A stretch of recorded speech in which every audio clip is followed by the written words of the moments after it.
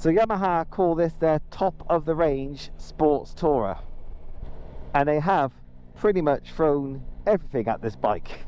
We have obviously lean sensitive, ABS, traction control, all that sort of stuff.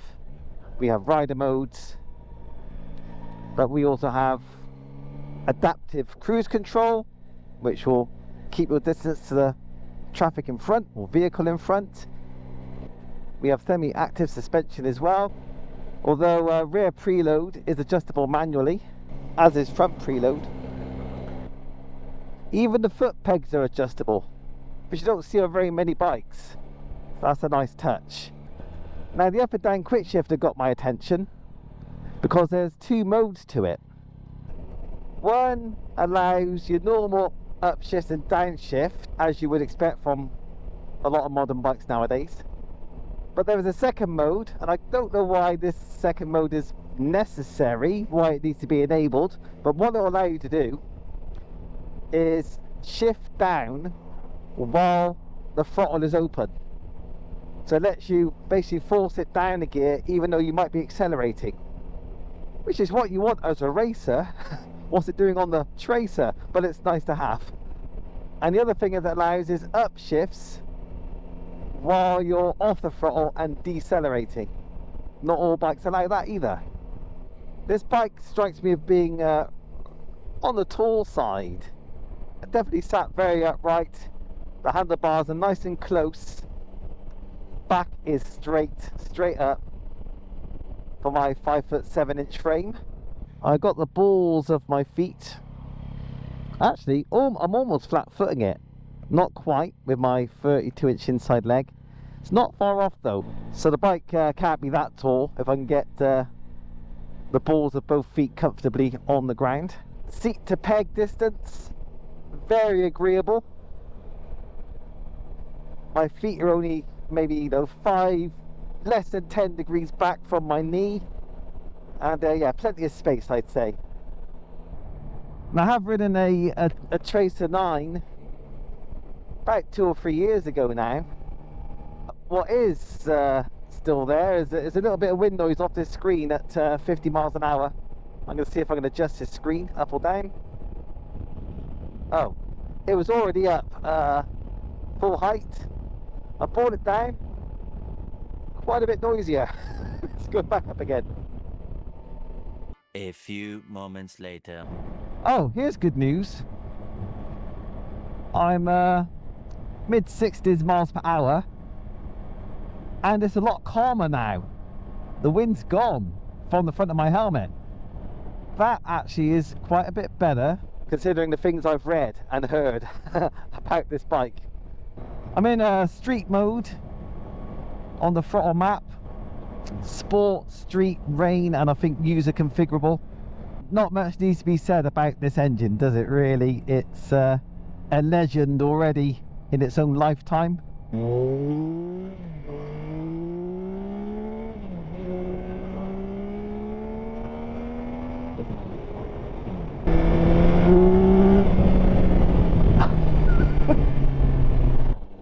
What maybe I was expecting from this bike and what I'm getting are two slightly different things.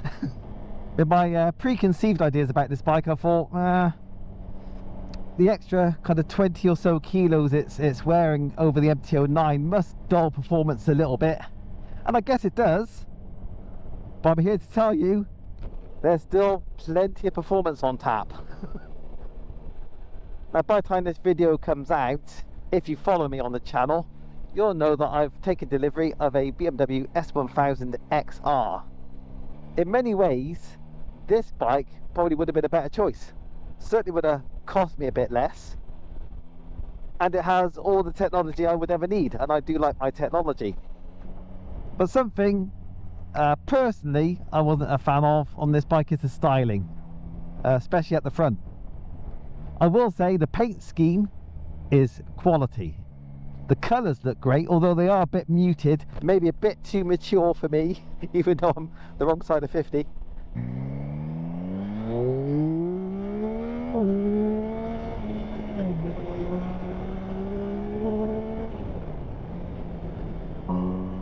Certainly the mid-range and up into the top end is very strong.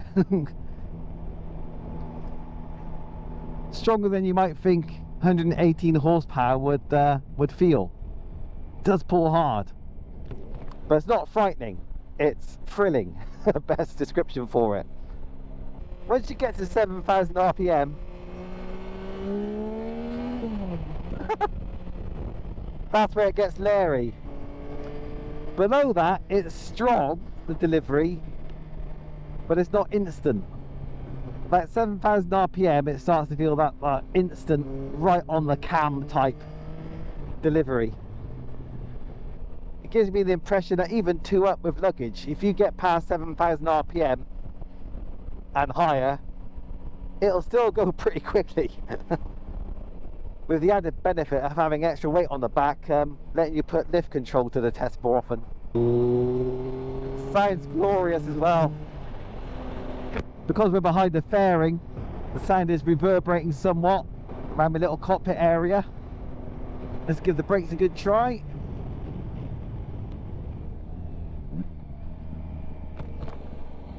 Brakes are not grabby.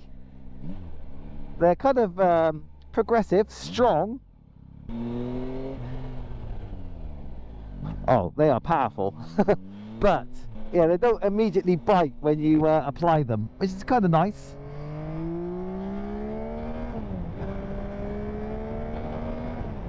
Now, while I've been playing tunes with the throttle, there have been moments where I've been getting some vibration through the seat and the pegs, but only seemingly at the higher revs, I think. Lower revs, I'm getting a little bit through the handlebars. Nothing too annoying yet, but some vibes are present. That's interesting. You do have a little quick shift symbol on the dash there, and when I change gear, those green... Oh, I see. I think the green light sometimes changes to white on those little indicators. I think green is basically saying you are allowed to use the quick shift, basically. And in fact, I can see that as I'm accelerating here, the downshift symbol's white and the upshift symbol's green, or it was earlier. So they are trying to tell you when they recommend or allow an up or downshift on the gearbox. As you can see now, I'm at neutral. Let's zoom in a bit. The upshift is available. Oh, that was a good shift into second. Well done, Yamaha. No lurching at all.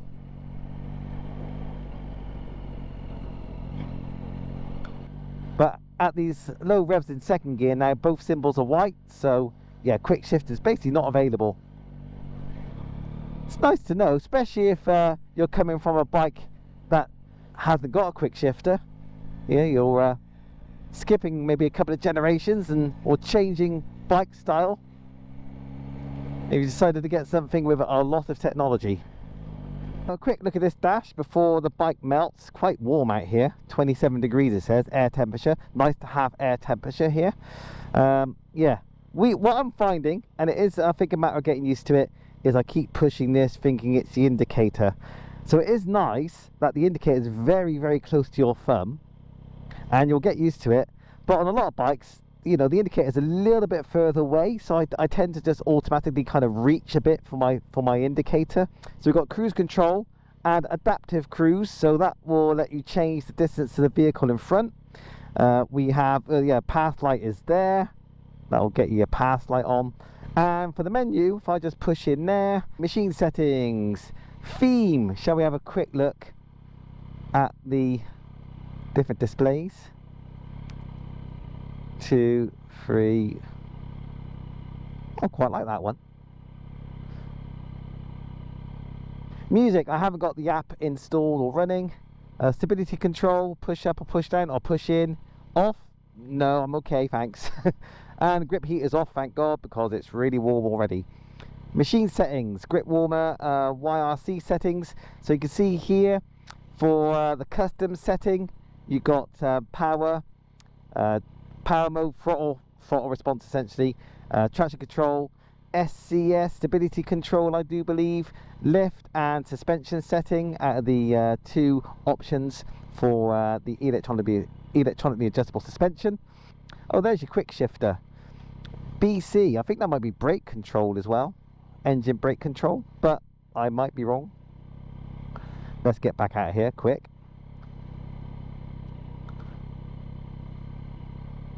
Ah, there we go. So I was going up there just to check the settings. There's rain, street, sport. So A1 there on the sportiest suspension setting. Vehicle shift indicator, suspension calibration, best not mess with that. Or reset. Clutch controls slightly tricky. I'm getting used to it. It's just the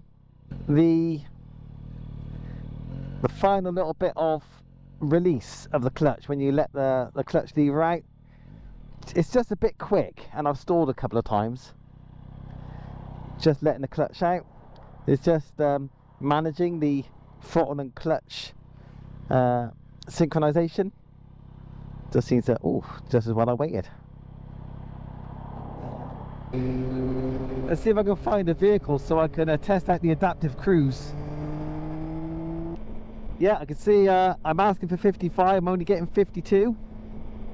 We have a lever on the side here for distance, but I'm not sure. I think this must be the closest distance.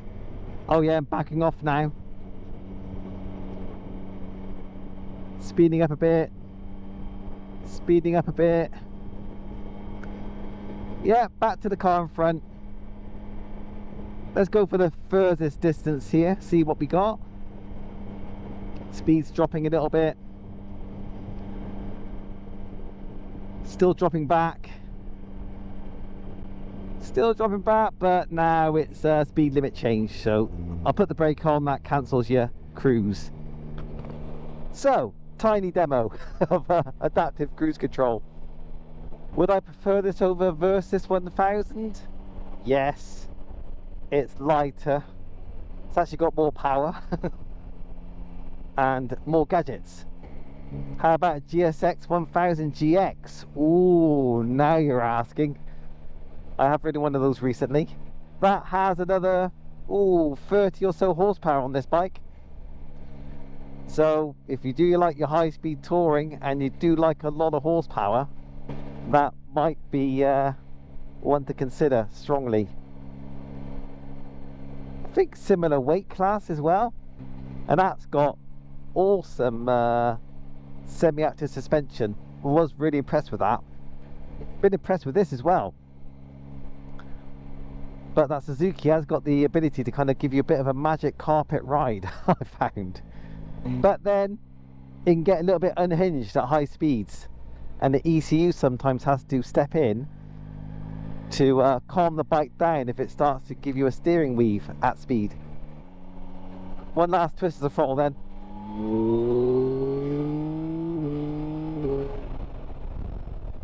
Certainly my initial thoughts about maybe the extra weight over an MT09 dulling this bike's edge. No, not at all. Mind you, I'm just about to ride an MT09, so if there are differences, I'll soon be telling you.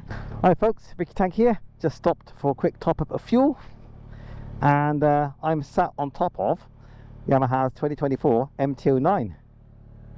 Let's go for a spin and have a chat about it, shall we? Now, I've just stepped off Yamaha's Tracer 9 GT Plus, which I enjoyed a lot. Now on that bike, I did make the comment that the power delivery in the lower end of the rev range, at 3,000 or 4,000 RPM, was a little muted, just a little soft, not Larry. And I was wondering if the MT09, which I'm sat on right now, would feel any different in those low rev areas when you give the throttle a good twist. And it definitely does.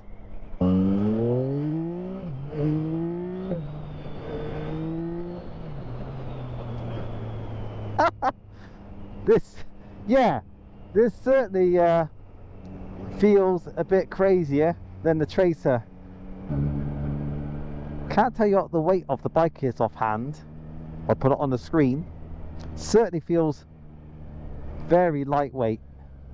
very light and easy to steer. Now Yamaha have said for this bike they've made it a little bit more aggressive in terms of the ergonomics. The handlebars are a little bit lower than the previous generation, so you lean forward a little bit more. But I'll be honest with you, with my 5'7" frame, I'm barely leant forward at all. I'm pretty upright, to be honest with you. So it's a short bike and it's a kind of a compact riding position for certain. Like I said, I'm very upright. Doesn't particularly feel aggressive at all. What I do like is the foot pegs are adjustable for height, and I do believe the handlebars are adjustable somehow as well. You just turn the risers 180 degrees. Could be totally wrong on that, but since they're adjustable, I think that's the way you would do it. Now this bike's got fully adjustable suspension, front and rear, which is nice, but it's not electronic, so if you're finding it a bit too stiff, you've got to get off the bike and twiddle some adjusters and get a screwdriver out, maybe a spanner. And it does feel a little firm, but I'd rather have firm than wallowy, especially with a bike with this much performance on tap. And being a naked bike, you're getting a chest full of wind blast. That's par for the course. But it's quiet here. It is pretty quiet. No turbulence or noise to speak of.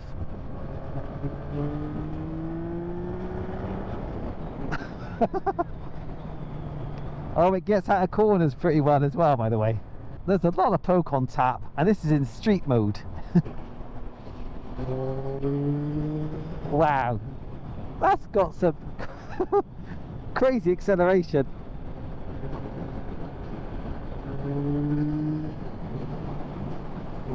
Yeah, I've got to say, compared to the Tracer 9 GT, the mid-range is strong on this bike. It's pretty strong on the Tracer, but it was kind of more measured. The acceleration was a little bit calmer, and that was in street and sport mode. Oh no. I was just looking at the dash, and it's got that Triumph style mirrored rev counter on both sides of the screen, which I don't see the point of at all.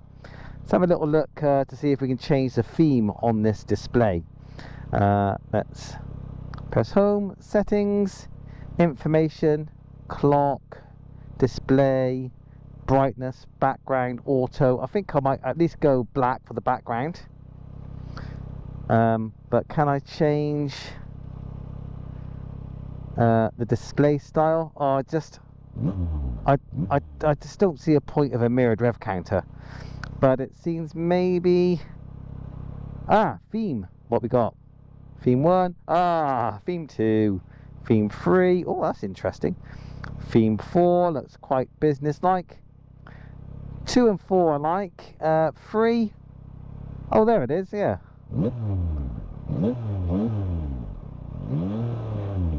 Oh, that's really interesting, because the way it rises depends on the throttle opening. You see, if you give it a big twist, you get a high bar. Small twist, small bar. Oh, I like that. Right, I just have to remind myself to pay attention to the road ahead. But I like that display. Indicators are taking some getting used to. There's not a push to cancel. Well, it kind of is. So you've got a rocker here. You give it a, there's your indicator light there and there. If you give it a light push, you get 3 flashes. Give it a big push and it stays on. Push again, heavy or light, then it cancels it. But if you're indicating one way and then you push the other to cancel, you're suddenly indicating the other way. So you've got to remember which way you were indicating before you cancel it. Yeah, that's not as straightforward as it should be, I think.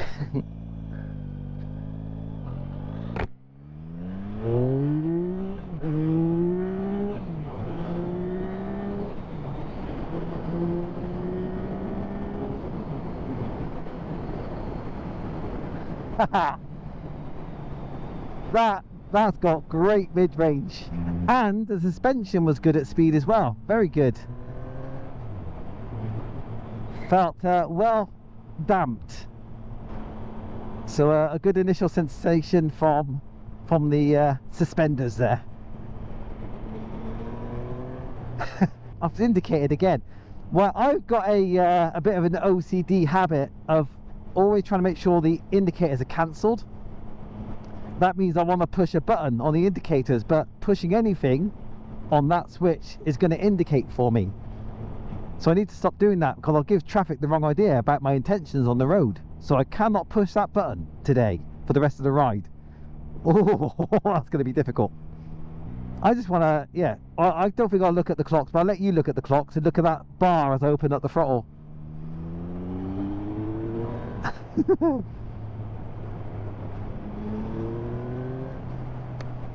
If you are being less than sensible with the throttle and the road does have some undulations, front end, yeah, wants to get a bit of air pretty often.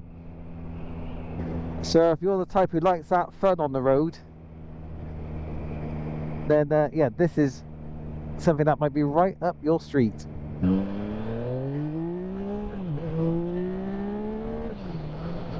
At slower speeds, I'm in street mode here. I've been caught out a couple of times with a little bit of snatch coming back on the throttle from a closed throttle. But I'm trying to make it misbehave now, and it's not misbehaving at all, so it's kind of marginal. I think most of the time it seems to behave.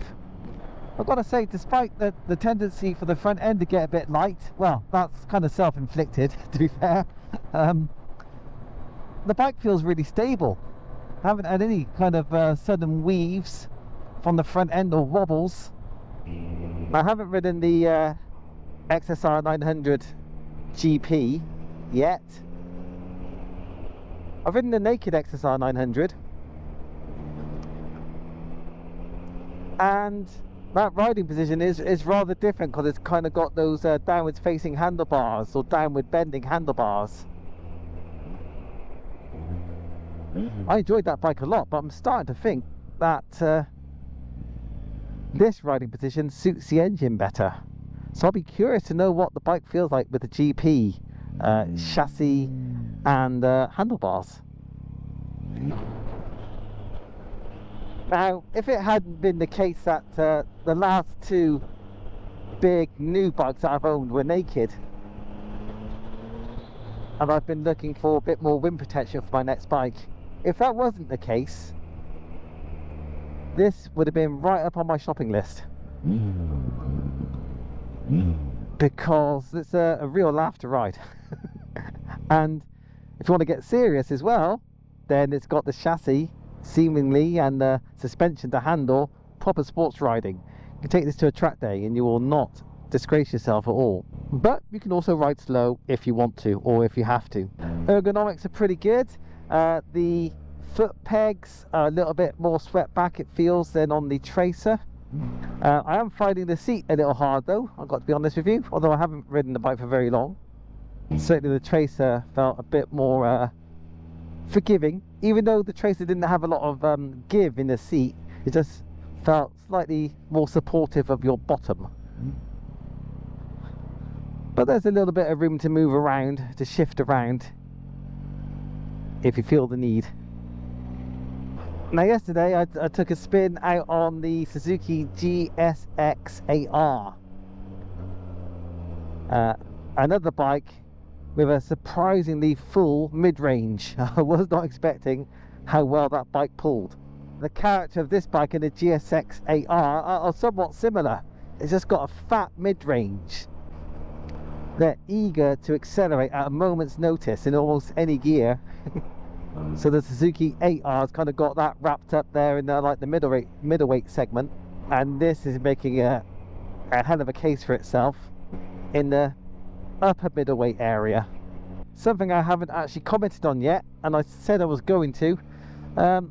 We have acoustic resonators down here in the tank. So basically you can hear what the airbox is doing.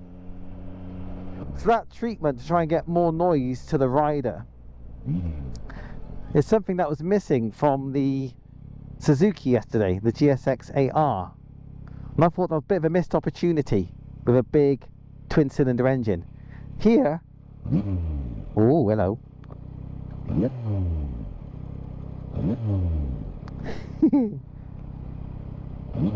can definitely hear it right there.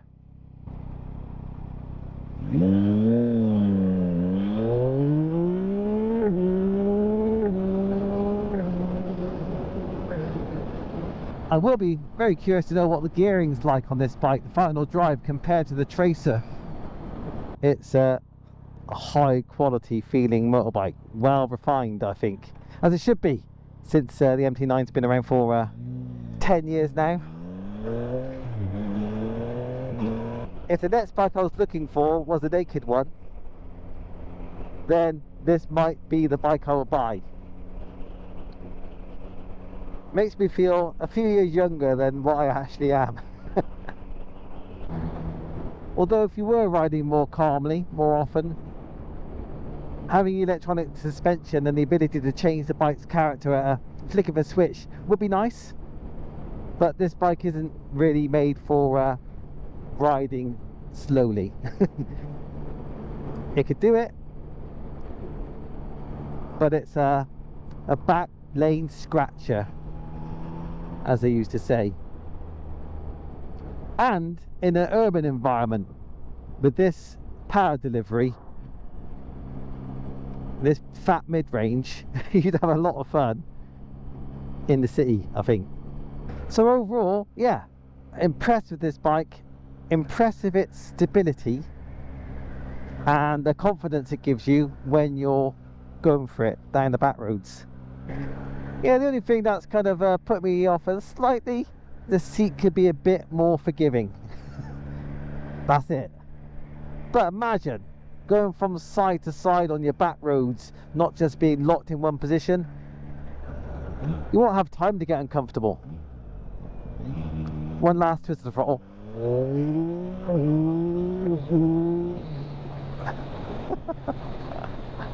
I basically want to own one of these bikes, and I think I will one day. It's just too much fun to ignore. Let me know in the comments what you think about this bike, if you've ridden one, if you're looking maybe to upgrade from a previous generation. I'll tell you, I think it's growing up disgracefully. It hasn't lost its dark side.